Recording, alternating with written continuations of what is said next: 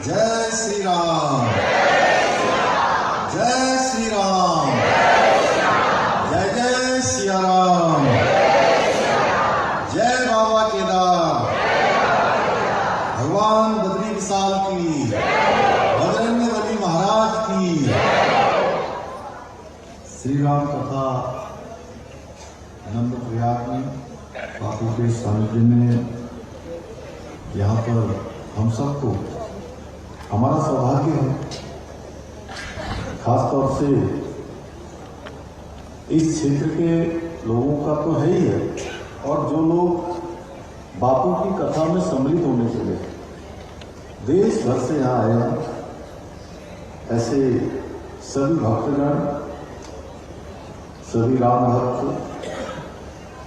मैं आप सभी का पूज्य बापू की इस कथा में यहाँ पर आने के लिए, यहाँ के निवासियों का, यहाँ का सभी का मैं हृदय से आप सबका स्वागत करता हूँ। और राम कथा के इस दिव्य आयोजन में वेद व्यास पर आसीन मानस के मर्मज्ञ, हमारी सनातन संस्कृति के संभावक, संरक्षक और भारत की पहचान को नई पीढ़ी तक पहुंचाने का दायित्व जो वर्षों वर्षों से निर्वहन कर रहे हैं, ऐसे पूज्य मोरारी बापू को मैं प्रणाम करता हूँ।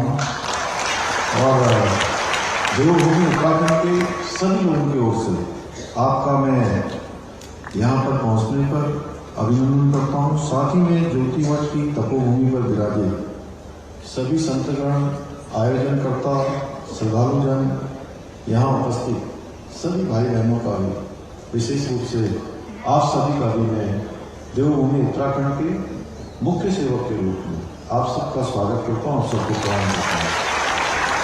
ये मेरा सौभाग्य है कि अलकनंदा और मंदाकिनी के संगम पर स्थित नंदकिला के इस पुण्य भूमि पर आयोजित हुए इस बहुत ही सुंदर कार्यक्रम है। आप सभी के बीच में मुझे भी संतवाणी सुनने का शुभ अवसर प्राप्त हो रहा है। जैसे मैं पूज्य बापू से कह रहा था कि जब जब भी मैं आप देवभूमि में पधारते हैं, मैं प्रयास करता हूँ कि मैं पूज्य बापू के मुख से निकलने वाले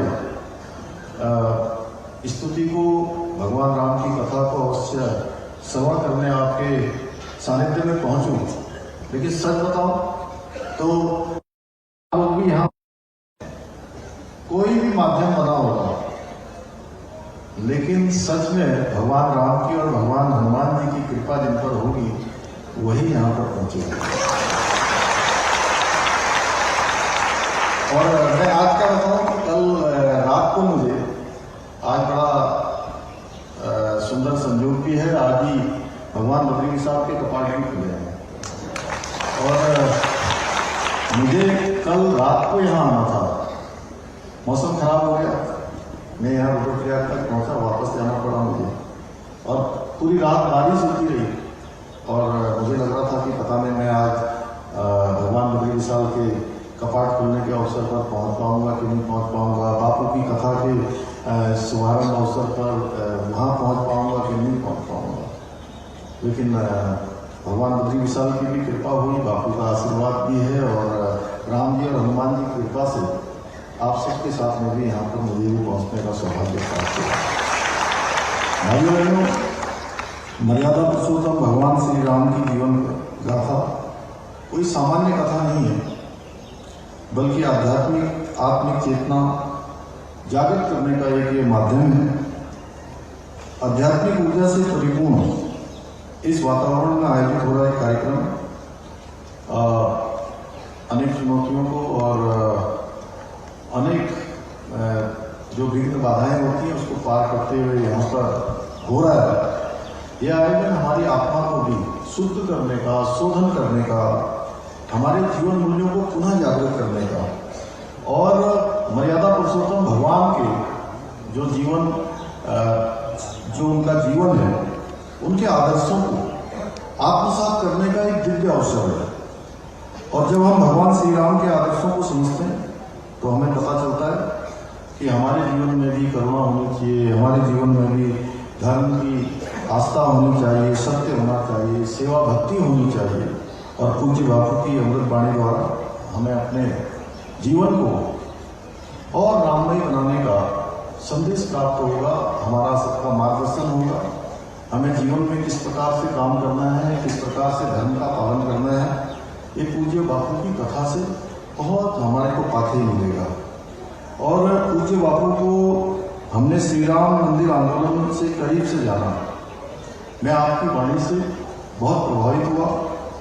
मुझे पता चला कि आपको हिमालय से भी बहुत प्रेम है और यहाँ के जो देवभूमि उत्तराखंड के कण में देवों का वास है, इसलिए आप हिमालय में कथा करने प्रत्येक वर्ष आते हैं, वर्षों से आते रहे हैं। मैं डोल आश्रम में देखा, हरिद्वार में देखा, मसूरी में देखा, अनेक स्थानों पर। इस बार आनंदप्रयाग में आगे पूज्य बापू का भगवान राम जी की कृपा से, हनुमान जी की कृपा से विष्णुप्रयाग में। और हम तो चाहते हैं पूज्य बापू कि आप वर्षों वर्षों तक जो है इसी प्रकार हम सबको अपना जो है कथा सुनने का अवसर देते हैं। इसके लिए मैं विशेष रूप से गौर परिवार को साधुवाद देता हूँ। हमको मैं क्योंकि आज मुझे 10 बजे यहाँ पहुँचना था, लेकिन मैं थोड़ा जल्दी आ गया। वहाँ बद्रीनाथ जी में मौसम खराब होने लगा, तो मुझे लगा कि मैं अगर वहाँ से नहीं निकलूँगा तो वो मौसम तय हो जाएगा, तो मैं वहाँ से अप्लाई नहीं कर पाऊँगा। तो मैंने कहा बापू के सानिध्य में मैं पहले चला जाता हूँ। मुझे गौर बहन जी मुझे बड़ा अच्छा लगा। और सच में आपका ये आयोजन मुझे तो लगता है कि शुरू होने से पहले ही सफल हो गया। आपके आंखों में मैंने जो अच्छी धारा दिखी, सच में मुझे एक अलग भाव दिखाई दिया। और इस आयोजन के निमित्त बनकर इस देवस्थल को श्री राम कथा की ऊर्जा से आपने आलोकित किया है। हृदय से कहूँ तो ऐसे आयोजन किसी परिवार या संस्था के नहीं, बल्कि पूरी मानवता के इस साझी विरासत है। आज का दिन और भी विशेष है।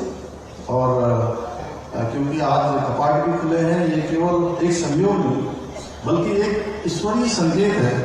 भक्ति और नीति के द्वार आज एक साथ खुल रहे हैं। जहाँ यहाँ बापू की कथा चारण हो रही है, वहाँ भगवान बद्री विशाल के कपाट खुल रहे हैं। आइए बहनों, भगवान श्री राम जी और बाबा बद्री विशाल हमारे एक ही आदर्श के दो रूप हैं। भगवान मर्यादा है तो भगवान बद्री विशाल पालक हैं।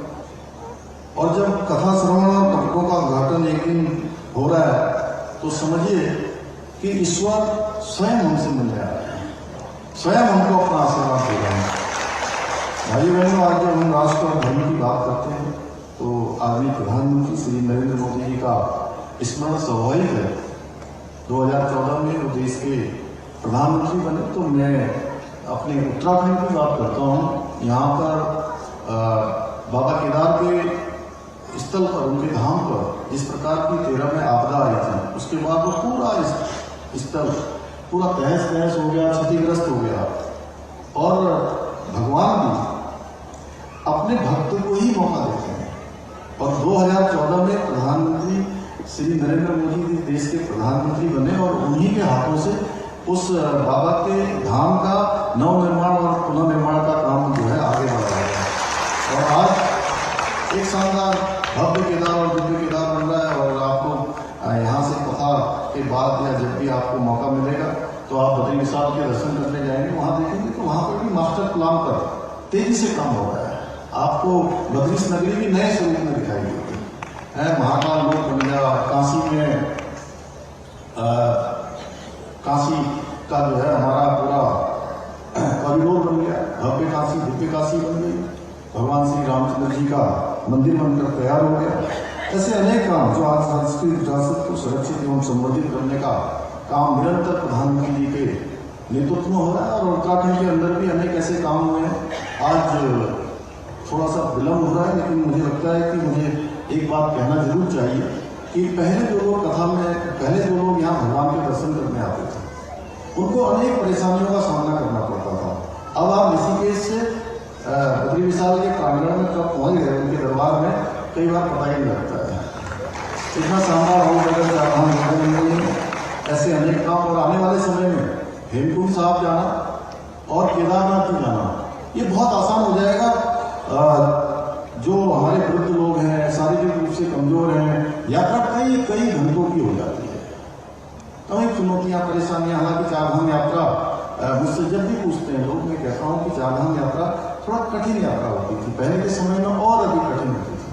लेकिन धीरे धीरे जैसे जैसे साधन बढ़ते गए, हमारे प्रधानमंत्री जी ने विशेष रूप से यहाँ ध्यान दिया, तो अच्छी रोडें बन गई हैं, अच्छी कनेक्टिविटी हो गई है, देहरादून तक अच्छी हवाई सेवाएं हो गई हैं। आने वाले समय में हेमकुंड जाना हो या केदारनाथ भी जाना हो तो उसके लिए रोपवे भी भारत सरकार ने प्रधानमंत्री जी के नेतृत्व में स्वीकृत कर दिया है। और वो यात्रा भी जो कई दिनों की और कई घंटों की होती थी, वो कुछ एक घंटों में पूरी हो जाएगी। आज प्रत्येक दिशा में उत्तराखंड साधना सरसना का भी एक संगम होता जा रहा है। और इस यात्रा में ऐसे आयोजन की भूमिका केवल धार्मिक नहीं बल्कि सामाजिक और सांस्कृतिक ऊर्जा प्रदान करने वाली होती है। भाई बहनों, श्री राम कथा केवल सुनकर, मैं आप सबसे यह कहूँगा कि केवल सुनकर लौटने की नहीं बल्कि उससे समझकर जीने की प्रेरणा है। मेरा विश्वास है कि इस आयोजन से हम सभी को न केवल एक आत्मिक बल मिलेगा जिससे हमारा आत्मबल मजबूत होगा, हमें जीवन में आत्मविश्वास प्राप्त होगा।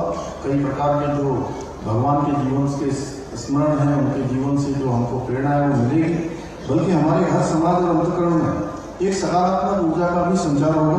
इन्हीं शब्दों के साथ एक बार फिर से मैं पूज्य बापू जी का उत्तराखंड देवभूमि आगमन पर और विशेष रूप से इतने सारे देशवासियों को, दुनियावासियों को आपके श्रीमुख से कथा श्रवण का सौभाग्य प्राप्त होगा। पुनः अपना आपका स्वागत करते हुए, अभिनंदन करते हुए, आपको प्रणाम करते हुए मैं अपनी बात